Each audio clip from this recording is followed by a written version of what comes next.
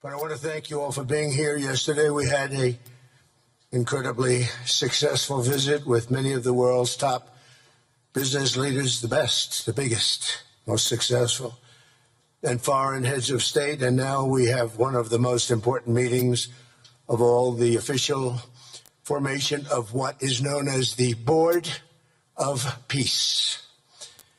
I want to thank the Secretary of State, Marco Rubio, Special Envoy Steve Witkoff, and Jared Kushner, and their extraordinary work. I mean, they've done an amazing job. We have peace in the Middle East. Nobody thought that was possible. We've settled 8 wars, and I believe another one's coming pretty soon. You know what that is? The one that I thought was going to be an easy one has turned out to be probably the most difficult. Last month, 29,000 people died, mostly soldiers. Ukraine, Russia. Think of that, 29,000, 27,000 in the month before, 26,000 in the month before that. It's terrible. But we have meetings and we think we're making a lot of progress. Thanks as well to Secretaries Scott Bessent, Howard Lutnick, and Chris Wright, U.S. Trade Representative, Jamieson Greer. They're all doing such an incredible job. Ambassador Callista Gingrich, who is here, doing a fantastic, really fantastic work. Thank you, Callista. And many other members of my administration who are so committed to peace, and they're also committed to great success. Very importantly, let me recognize the very first group of distinguished members of the Board of Peace. They will be introduced by name in just a moment. Caroline will be doing that introduction. And to each and every one of you, we are truly honored by your presence today.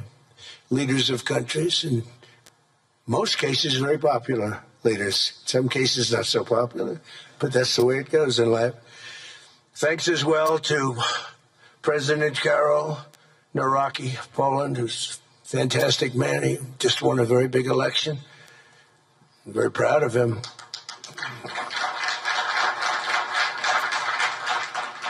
Amazing. Along with former Prime Minister of the United Kingdom, Tony Blair. Thank you, Tony, for being here. We appreciate it. And members of the Board of Peace Executive Board, great group. This week marks the 1-year anniversary of my second inauguration as president. No administration in history has achieved such a sweeping turnaround in 12 months' time at home and abroad. We have a tremendous mandate. We won the popular vote by millions. We won every swing state to 7. They were saying, can he win all 7? Is it possible? Because it's not done. And we won all 7. We have a great mandate back at home. As I said yesterday, the U.S. economy is booming with virtually no inflation. It was 1.2% for the last 3 months. And we inherited the worst inflation in the history of our country. And we have economic growth now of 5.4%, it looks like. And I think that number can double and triple if we do the right things and if we change thinking so that if you announce good numbers, the markets go up, instead of if you announce good numbers, the market goes down because everybody tries to kill it by lowering or raising interest rates depending on the situation. When America booms, the entire world booms. And we have secured commitments for over $18 trillion in new investment coming into our country, which is a record by many times over, not just by a little bit, by many times. There's no country ever in history that's gotten anywhere near that number. Slashed our trade deficit by 77%. This is in 1 year. Yesterday was 1 year. And signed historic trade deals with nations from all over the globe. Today, the world is richer, safer, and much more peaceful than it was just 1 year ago. We put out all those fires. A lot of people didn't know, including me, that some of those wars were going on.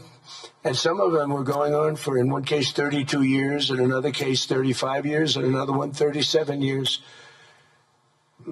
We were very happy to stop the war that had started with India and Pakistan, 2 nuclear nations. And I was very honored when the Prime Minister of Pakistan said President Trump save 10 and maybe 20 million lives by getting that stopped just before bad things were going to happen. As president, I ended those 8 wars in 9 months, including Cambodia and Thailand. And by the way, many of the leaders are here. Kosovo and Serbia, the Democratic Republic of the Congo and Rwanda, Pakistan and India, Israel and Iran, Egypt and Ethiopia. We're working on that right now. I met yesterday with a very good general and a very good leader of Egypt. We're working on a dam that was built which precludes the Nile River from getting water. It's a little tough situation.